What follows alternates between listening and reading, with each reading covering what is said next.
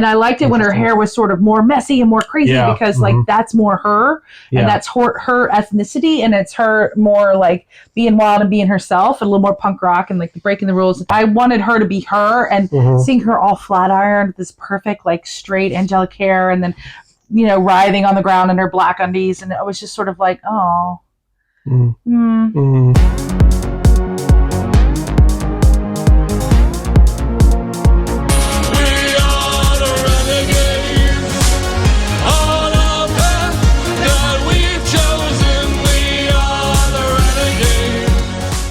Hello, friend, and welcome to Renegades of the Podcast, a monthly podcast for all the aliens, hosted by us, Unheard, Sirens Incorporated. I am Remy Trail, aka Remy Renegade. I'm Juliet. Yes, and we are a husband and wife duo. We make pop music from an alternate universe, sort of our spin on synth pop and synth wave and retro wave. But we're also lifelong nerds, and we talk on this podcast about all the things that inspire us: music, sci-fi, culture, art, fantasy.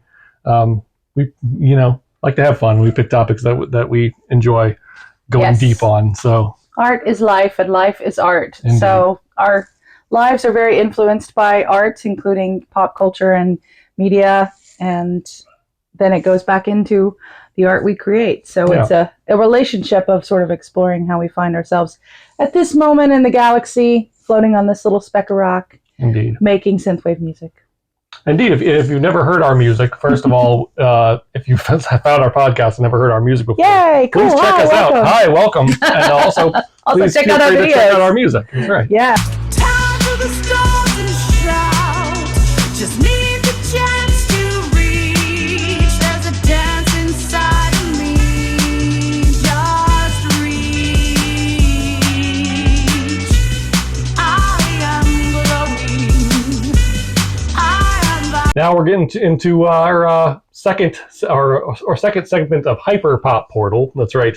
We've been doing Pop Portal for a few months now, and last time we started Hyper Pop Portal because we wanted to get into the world of hyper pop. We sent a poll out to you guys of the three of the heavy hitters in hyper pop, I guess, and we wanted you guys to vote for who we review, and it was a three-way tie between Sophie, between Charli XCX, and between 100 Gex. And so we decided we're going to do all of them. We're going to space them out, but we're going to do all of them in our next Pop Portal segments. And we're getting into it. We're getting deep into the hyper pop world. We did Sophie last time. That was a great episode and a great discovery for both of us, I think. Yeah, absolutely. And so now we're continuing our journey through hyper pop with another one of the heavy hitters, none other than Charli XCX. Charli XCX is an English artist. I believe kind of was born in England and I think grew up in Uganda, if I'm remembering correctly. No, her mom was Ugandan Asian and had to flee Uganda when one of the dictators that came into power made all of the Ugandan Asians leave. And then her dad is Scottish, but she grew up in England. Yeah. Yeah, so she's multi-ethnic, basically. Yeah, so I guess with Pop Portal, what I usually do is I usually choose. Again, our whole goal with Pop Portal is to pick artists in the pop and alternative pop world, which most of that world we have no vantage point. We've heard the artists' names maybe, but we haven't really listened to any of the music, and so this is a fresh experience for us. We listen to this mostly because as kids, pretty much everybody hears a lot of pop, but as you get older, some people maybe just start listening to the oldies, so they're just listening to the same stuff from when they were kids, and other people like us stay in music but go into all kinds of genres and subgenres and underground, and we've both been radio DJs for many, many years, me more than 5 years and you more than 10 years as music DJs, and so we're not just musicians that create music, but we are sort of more deeper consumers who've been like really influenced by music and really following music for a really long time.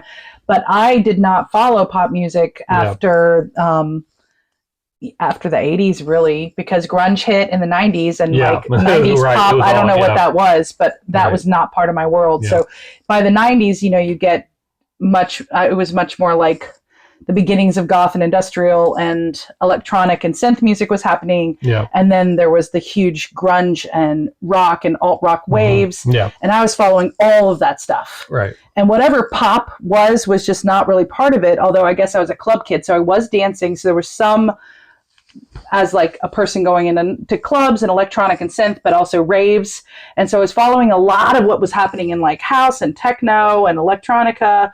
But still, and pop might integrate some with that, but the rave house electronica scene was still different than pop. So this is kind of a return, since we're doing synthwave, synth pop type music now, that we're like, oh, well, we should give things a chance and like see what's been happening in pop, especially what's happening with pop right now and in the past maybe 10 years. Yeah. Yeah. And same thing, similar story with me is like I stopped listening to pop around like 2000-ish. Like the pop on the radio was really bad. And I wasn't really a deep like music fan yet. But then I started getting into like rock, into like heavy stuff and alternative and punk rock, and I kind of never looked back at that point. And so like the whole pop world has kind of been an island that I'm very far away from for many, many years.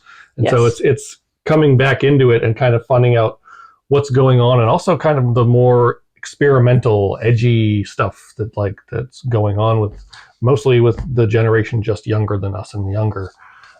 So it's been fun delving into Pop Portal so far, and hyperpop has been a genre I have been, on the fringes of and interested in kind of what is going on there, because it seems very experimental and very like, it has that punk rock energy, which I can appreciate.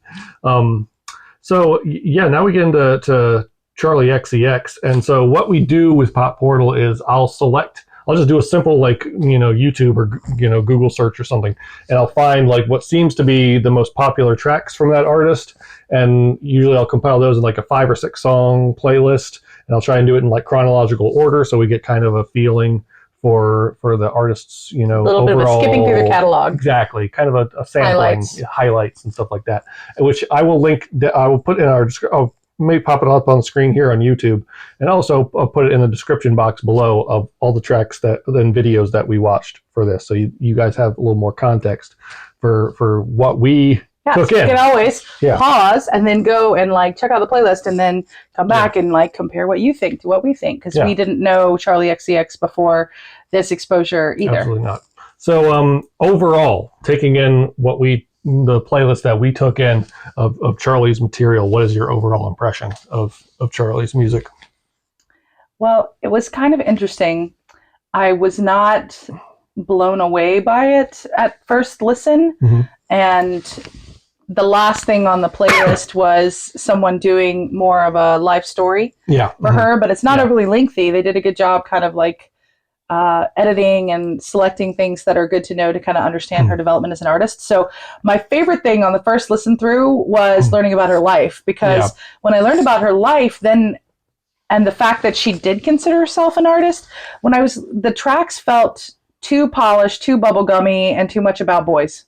And one of the tracks is Boys. I've been thinking about boys. Yeah. I've been thinking about boys. Sorry I missed your party. I was thinking about boys. And I was like, really? We're still there. And how old is she? Like, what? Like, and it's an older, it's not a track she made when she was getting discovered as a 14-year-old, but it sounds like it should have been written by a 14-year-old for 14-year-olds. And so I was a little frustrated and disappointed with it the first listen. And then as I heard more about her life, and that she came up through the rave scene, and she was discovered when she was 14 and started performing all the time, and really likes the kind of everybody just like have a big party and dance in the bubbles and be a freak, and that's really awesome. Like that's sort of how she vibes, and that I was like, well, okay, I guess it makes a little more sense. So I've listened to all of them at least 3 times now, and then I asked if we could add one of the early breakout tracks that she had created. Stay Away. And I have to say that Stay Away is far and away my favorite of all the songs that we've listened to, because it's more interesting, because as I was listening to them, I sort of felt like I would get to about 1 minute and 15 to 1 minute and 27 seconds, and I'd already heard everything the song was ever going to do, and I could just kind of move to the next song, because the arranging is not very sophisticated. There are no left turns. It does just sort of verses and choruses and verses and choruses, and it's all pretty much about a boy. Don't make me beg, stay away. I'm thinking about a boy. I want all the boys. This is a love song. There's, so it's like, it's all just sort of obsessed with finding a partner or many partners. And so it just seems very sort of sexual, coming of age, awakening, pheromone driven, sort of adolescent, young adult. I can't think about anything else because I haven't figured out sex and romance and a partner or many partners. Like whatever you need, many partners or one partner, you're just obsessed with partnering and coupling and that's it. So the content, the content is very underwhelming because there's so little else that she seems to be dealing with. But the music was kind of growing on me. I mean, there's the one Break the Rules. So I don't want to go to school. I just want to break the rules. I was sort of like, I just have to be write a glam pop song about being a rebel. I'm such a rebel like all the other rebels. We're all these perfect, beautiful snowflakes and nobody wants to be a joiner. We all want to hate school because hating school is cool. But it seemed to like just be so super cool about hating school and still seem very juvenile. So, I... Yeah, my overall thought, especially going from like Sophie to this, it feels like this is definitely, especially for like what I understand it, hyperpop to be. This seems very much like the diluted, the poppy version, the poppiest, most radio friendly version of hyperpop. It's like, to make an alcohol analogy, to you, like Sophie is like drinking like straight bourbon, and like then Charlie's music is like a fruity cocktail, which is a little bit of bourbon in it. It's like the very diluted version, and I get exactly what you're talking about. I was watching a lot of the videos, especially where it seems to be like the kind of sexed up poppy, kind of like Britney. Like she's wearing underwear. She's wearing underwear. She's grinding a lot. She's doing little sexy like dances and stuff like that. I was remembering what you said on, I think it was our Sophie episode, where you're like, I don't like it when female pop stars are just like sex objects on stage and people are just imagining fucking them. Like, we said there, and I'm like, I don't think Juliet's gonna like this very much. It's like, could we not do more than become a pop artist / porn star? But to me, I'm like, it's like.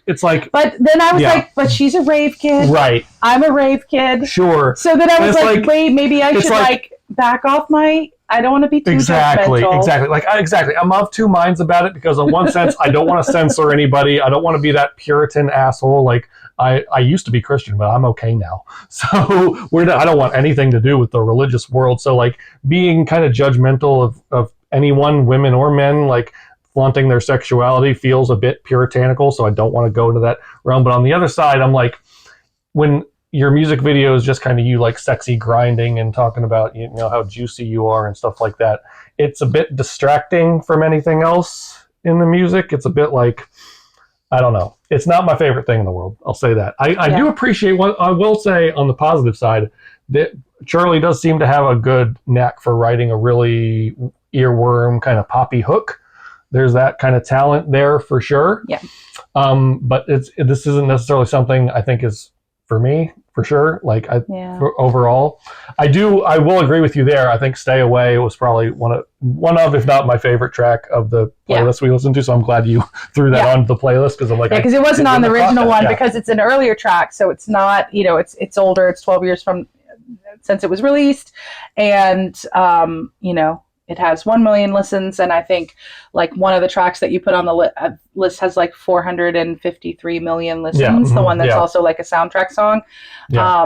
Was that the Boom Clap song? Boom Clap, I think. Which I think musically is the most disappointing. There is nothing at all. Really that interesting. Boom, clap, on and on and on and on and on and on and on and on and on and on and on and on. And it's like, really? Oh my God. And it made me reflect on 80s pop, and I'm like, were there things in 80s or 90s pop that I possibly, that were like this, and it's like, yeah, there were, but wow, 453 million listens, and I wish there was better music getting 453 million. Well, listens. I mean, do you you remember the? Makes me sort of sad for the state of reality. Yeah, for sure. A little, but do I remember correctly? You saying you liked the Iconopop "I Love It" song? I do. Guilty pleasure. She co-wrote that song. Yeah, that was like one of her first like breakthrough things. Was helping write that one. So yeah, and that is a pissed off breakup song. Yeah. Which is a little more refreshing than just like I'm just obsessed with like sex and boys and love and and this one's like I threw your shit out. Yeah, and even I mean even that one, like I loved the writing of that "I Love It" Iconopop song. Yeah. And then when I listened to the lyrics more, I was like, should I like this song as much as I like this song? Because I don't know how much I love these lyrics. Right. But musically, I freaking love that song. It's just such a good song. Like everything about that "I Love It" song is amazing. It makes me really happy. It makes me just and that the Beg song, the Beg. Beg for You. Beg for You. With featuring my girl Rina Sawayama, who we are going to talk about in a future music segment at some point in the coming months. We are going to talk about her. Yeah.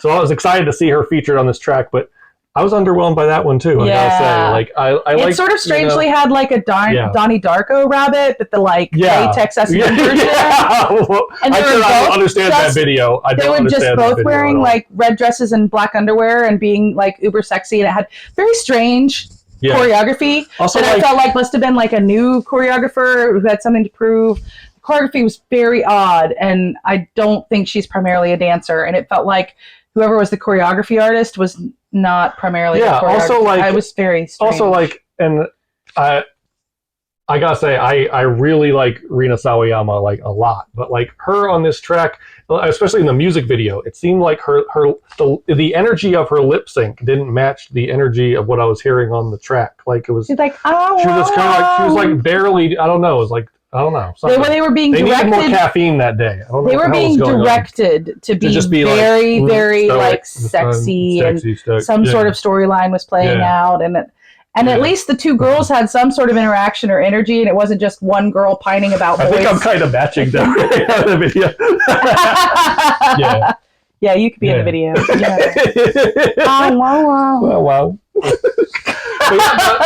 It's interesting because, like, again, if you guys are like huge Charli XCX stans, or like maybe we missed the track. I know a bunch of like music nerds who like really like talk about Charli a lot. And I'm like, I'm curious to know like why. Like, leave in the comments below. Like, what is it about her music you like? What tracks that are not on this playlist should we check out? Because like I'm curious. Missed it. It's not we were trying to find it. We're trying to find like a sense of, but like that's her. It's just, the main one that I got that hyper pop, especially I actually was curious if it was Sophie producing, but it's not. I googled is the one Claws. Yeah. Claws was more interesting. It was a more interesting video. Yeah, it was very like intentionally lo-fi. Yeah, and then it has the auto thing. Yeah. Mm-hmm. So it's playing with that, which seems to be a hyper pop thing. And it seemed to be about love, and yet it was Claws. Yeah. And it never explained why it's Claws, and Claws is not in the lyrics, which I thought was cool because everything else is so on the nose with every one of these other songs. Yeah. They're just very, even Stay Away, which I like more musically. It's still just like when I first met you, I said stay away, and now you've finally gone and just you need to stay away. And that's still just about like it's very direct. It's just that message, but musically very, very interesting, I think. But it's just on message. Everything's on message. The lyrics, it reinforces itself. I've been thinking about boys. I've been thinking about boys. I've been thinking about boys. Boom, clap, on and on. Like very on message. So Claws is like, it's called Claws and it has claws in the video. Yeah. And yet there's this saccharine love thing, and then her like little dancing around outfits. And I like everything about you. Yeah. But then there's Claws. So like that's the only one that leaves you wanting more. Everything else is sort of like, I get a minute and a half in and I'm like, yeah, I'm good. I got it. Yeah, right. But that one I could sort of watch it a couple times and be like, I don't know if I get it yet. I don't know why it's called Claws. I think that's kind of cool. It's cool that I would not know something at the end of a music video and a song of hers, because the other ones I feel like you have hit me over the head with it. I could not possibly miss it. Not even like a fruity drink or bourbon, but it's more like, I don't know. To counter a bit, I think like a light beer.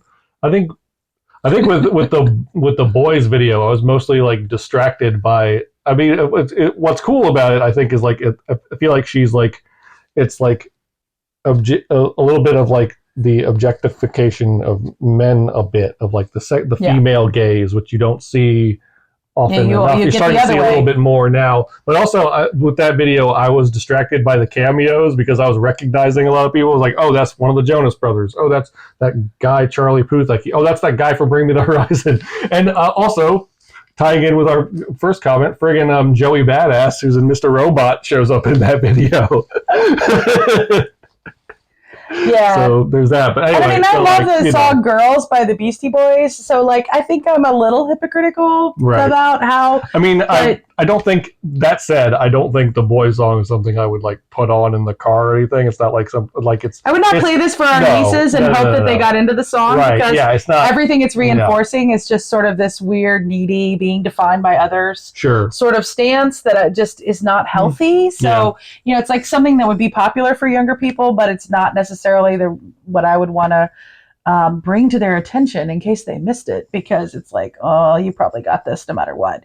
And to be sort of an artist from like a sub scene, a subculture scene, like the raves and stuff, I am interested in what other things she might have done. And some of her early releases were like mixtapes before she did albums, and she did covers, and she had some other people on and her own stuff on. That's actually quite interesting to me. So I think there might be things about her maybe before she got so big. And like the Beg For You, is that a Beg For You, whatever? Beg For You video, like, they had obviously like flat ironed her hair and taken all of her ethnicity sort of away from her and just turned her into a sex object.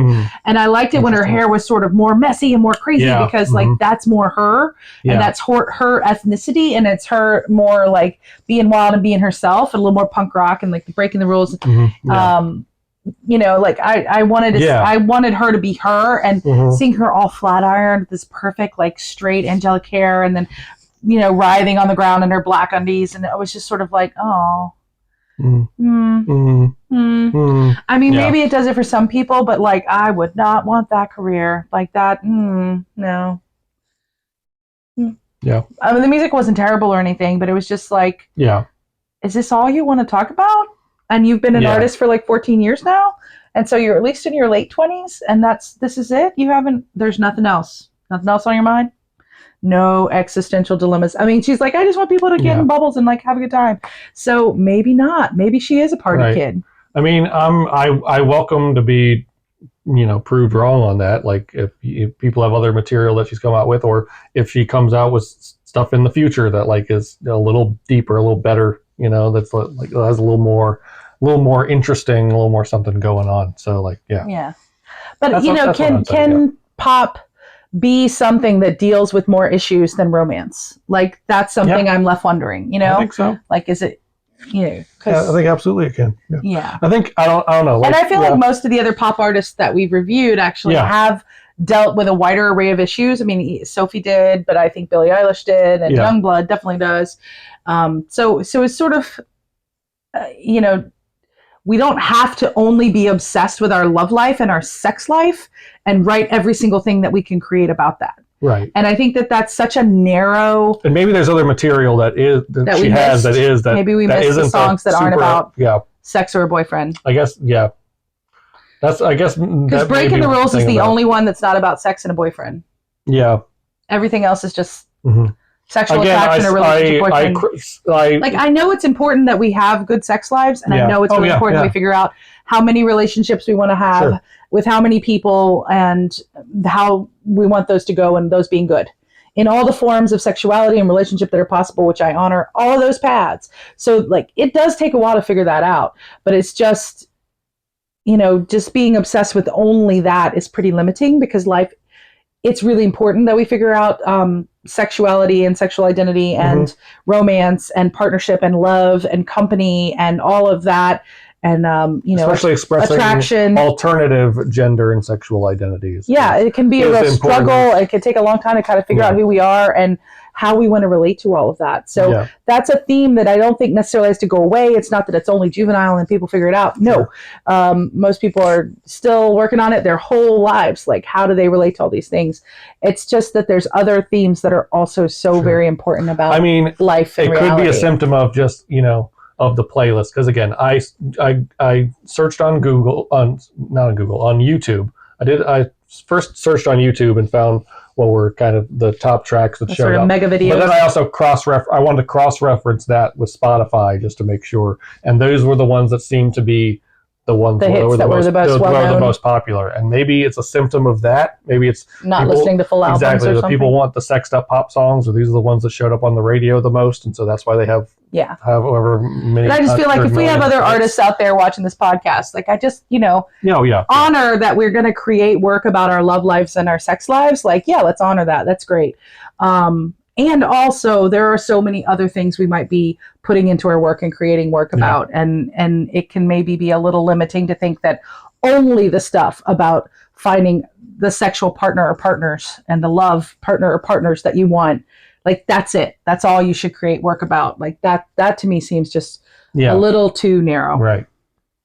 So, I don't, and I don't know how much of that. I don't know. And the music was not very complex. I mean, there's just no bridges. That was the main thing. There's occasionally like a few seconds of an instrumental, and then everything repeats. Yeah, that was the main thing for me. And more than even too formulaic. More than even the subject matter, which I kind of agree with you a bit on the subject matter piece. But even more than that is like, the songs. There's some interesting hooks going on there, but then like that's it. It was like the one hook, and then like it seemed like.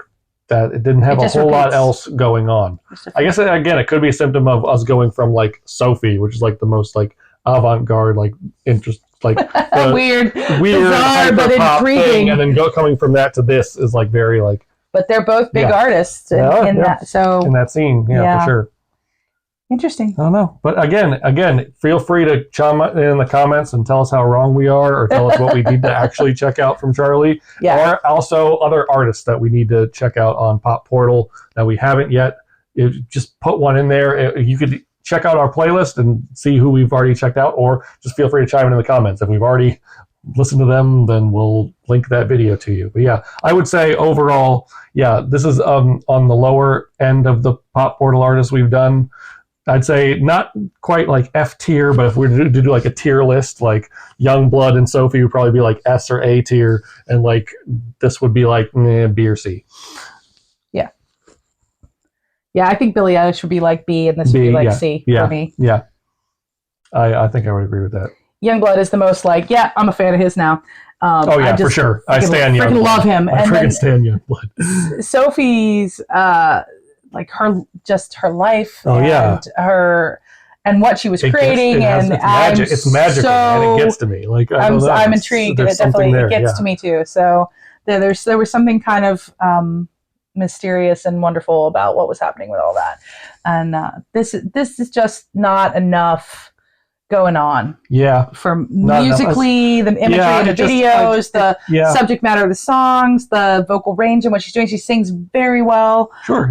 But she's not doing, there's a little bit of rap singing, and the lyrical delivery that she varies a little bit. But there's probably more songs where we can listen to more of her range, but I didn't get it from this, we reviewed. From the sampling we got, today. It seemed like empty calories, for lack of a better term, which not terrible. No, definitely not. But just not by far not the worst thing I've ever heard by far, but just kind of like meh. It's okay. Pop music. It's all right. It was pop music. Yeah. Anyway, guys, so that's our overall thoughts on Charli XCX.